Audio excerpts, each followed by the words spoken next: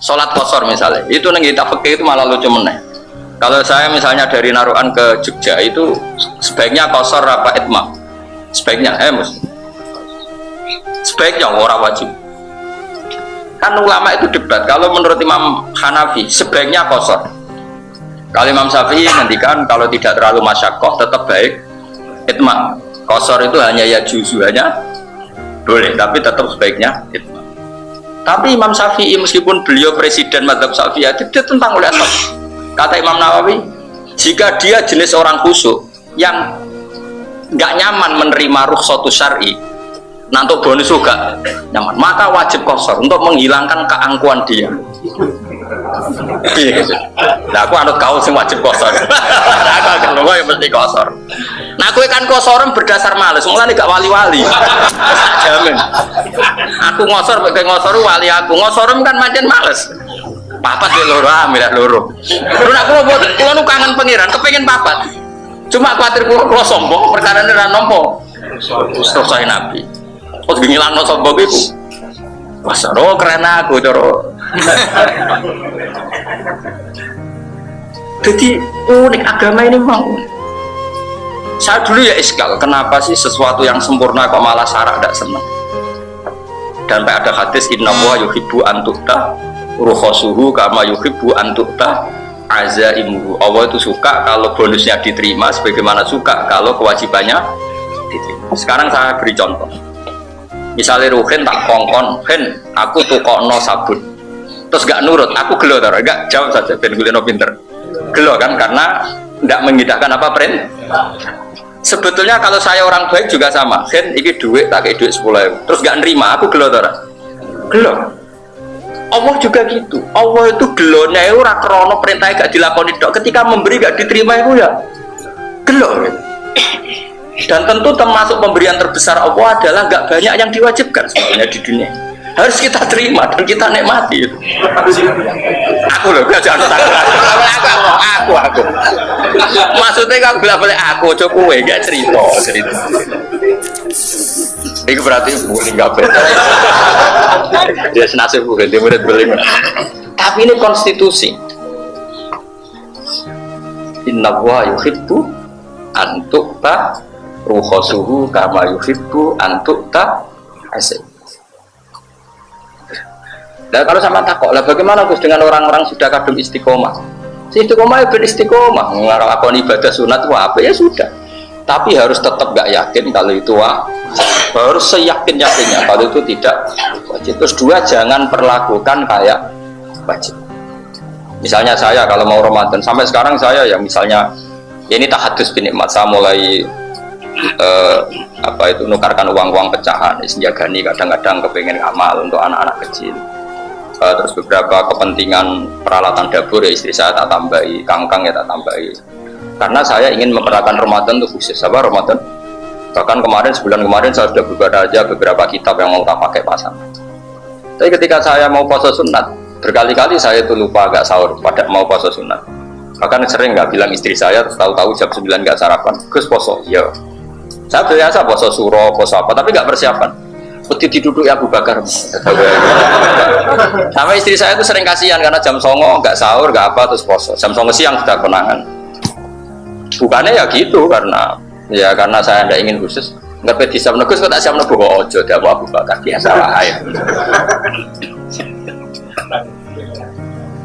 duduk sih jangan itu duduk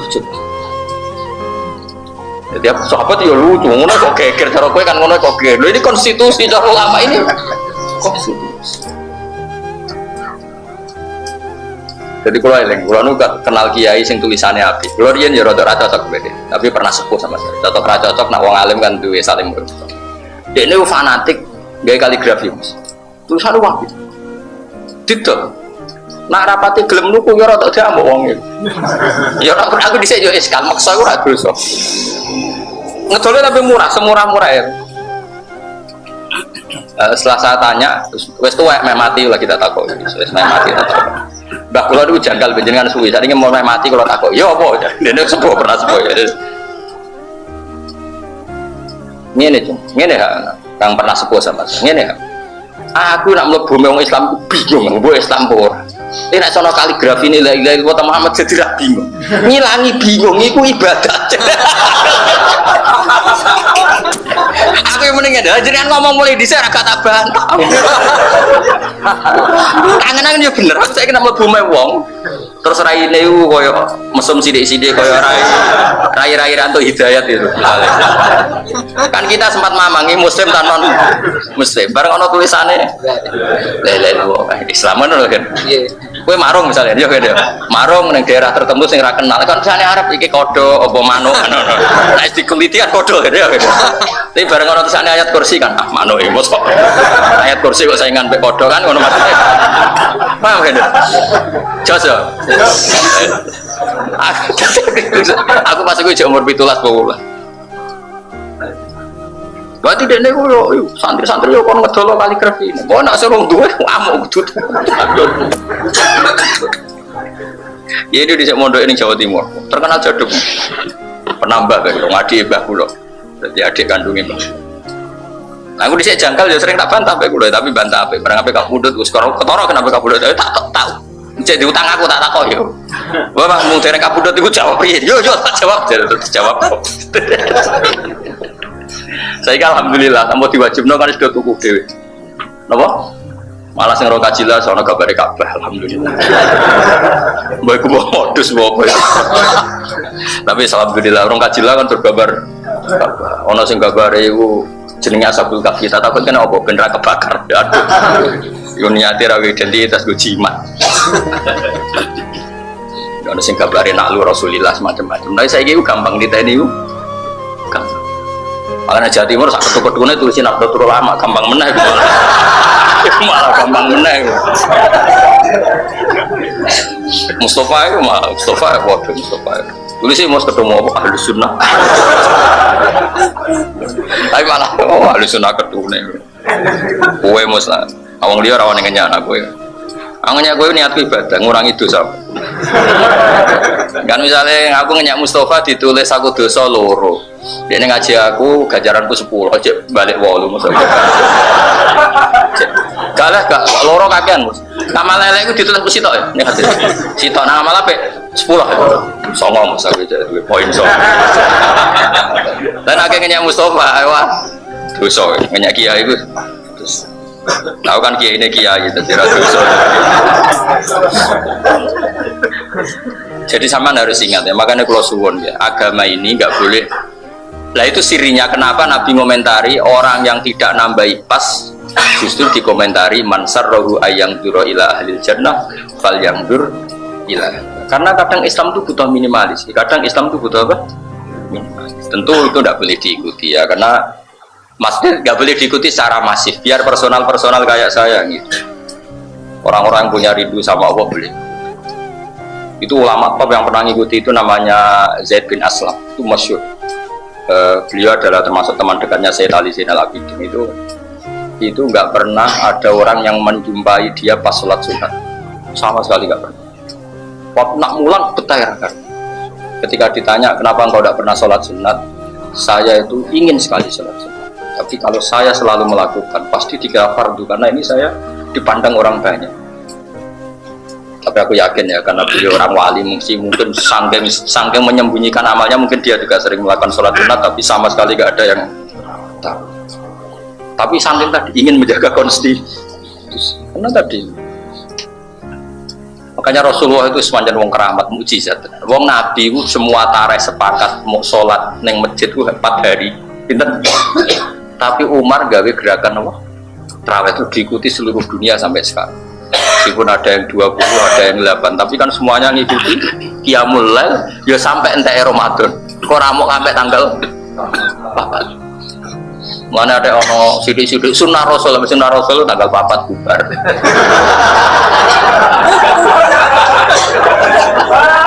Ayo delok hadis-hadis aneh-aneh. Ya tapi mosok sunnah Rasul kok malah ninggal ibadah. Ya malah aneh kan? Lah sing bener biasa wae. Ibadah kok bantah-bantahan iku ape pamer apa ape? Kula makmum 8 ya bolak-balik, makmum 20 ya bolak-balik. Wong gak ada pengaruh bagi kula. Kula tetep arep pangeran ra masalah. Kan itu jalur khusus, jadi gak melok jalur wong-wong tadi. Masih aku makmum gue nak maghrib paling cara pengiran imamnya tetep aku. Dohirnya dia imamnya, tapi cara pengiran kan tetep aku.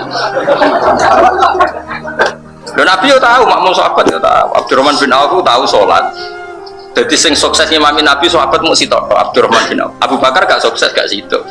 Barang beliau sholat sudah 1 rakaat, fawajada Rasulullah min nafsihi khifah. Dalam hadis-hadis Nabi merasa dirinya agak ringan. Faja'a ilal masjid yuhada baina rajulain. Terus Nabi ke masjid dipapah 2 orang. Itu semasyhur Ali dan Fadl. Sinten Ali dan Fadl. Fadl anaknya Abbas. Jadi Fadl bin siapa? Abbas. Berarti ya sama misanane kanjeng Nabi. Ali bin Abi Thalib ya misanane Nabi. Fadl bin Abbas ya siapa? Misanane sinten? Jadi dulu ya orang Arab ya mirip orang Jawa lah. Kalau sedekat-dekatnya sahabat, kalau di kamarnya Nabi ya nggak etis kalau ada apa keluarga. Makanya Nabi pas gerah itu yang dekat ya ada Ali, ada siapa? Fadl, ada Sayyid Abbas. Nabi dipapah. Akhirnya masyhur itu kan Abu Bakar mundur sehingga ya akhirnya orang itu sholat makmum siapa? Kalau Abdurrahman enggak. Dalam satu perjalanan Nabi itu ya sama Rasulullah. Terus Abdurrahman itu Nabi entah kemana gitu. Nabi ya unik, pokoknya bawa kemana itu. Suwira teko-teko, padahal sholat sudah deket. Ya terus dikomati terus sholat. Setelah 2 rakaat atau apa Nabi datang makmum dan Abdurrahman nggak mundur. Sebenarnya sekali-kali tahu imami Abdul Khalid tadi rada sakar PDW. Dia tahu kalau Nabi makmum itu terus sampai salam.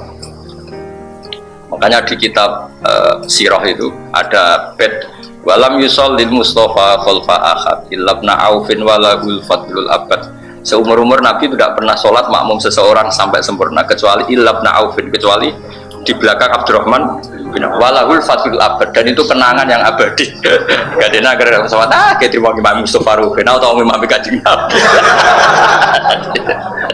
Jadi nak kayak dari sahabat aku tahu gimana Kanjeng Nabi.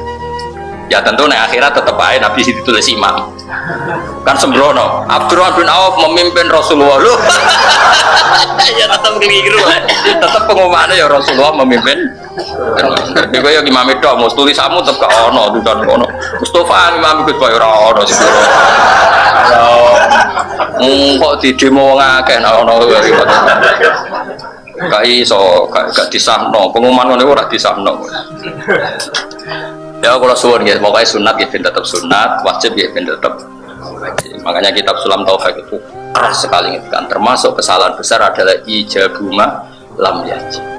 Jika Nabi itu kalau ada kebaikan yang pantasnya wajib, nanti kan ngepek itu kayak iya kayak orang enggak tadi laula anna syukko ala umati la amartuhum bisiwa. Kalau saja saya tidak mempertimbangkan itu berat bagi kaum saya, pasti siwak itu tak wajib. Karena secara etika itu wajib.